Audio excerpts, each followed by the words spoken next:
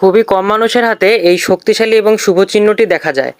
এখন আমি এখানে লাল কালি দিয়ে মার্ক করে যে স্থানটি দেখালাম সেটা হচ্ছে হলো সূর্য পর্বত, এবং এই পর্বতে আমি এখানে কালো কালি দিয়ে মার্ক করে দেখাচ্ছি এই একটি চিহ্ন। এখানে দুটো ত্রিভুজ একসাথে যুক্ত হচ্ছে এবং একসাথে যুক্ত হয়ে ডামরু চিহ্ন তৈরি হচ্ছে, অর্থাৎ ভগবান শিবের হাতে যে ডামরু থাকে সেই রকম একটি ডামরু চিহ্ন তৈরি হচ্ছে।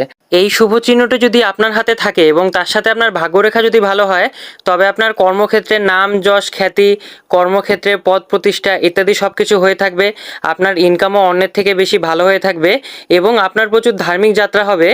আপনি প্রচুর ধার্মিক ব্যক্তি হয়ে থাকবেন, অর্থাৎ ঈশ্বরকে বিশ্বাস করা, ঈশ্বরের প্রতি আস্থা থাকা, ঈশ্বরের কোনো না কোনো মন্ত্র জপ করা, এমনকি আপনি বেশ কিছু ক্ষেত্রে দান ধ্যানও করবেন। সেটা মন্দির বানানোর কার্যে হতে পারে বা গরিবদের কল্যাণের উদ্দেশ্যে হতে পারে।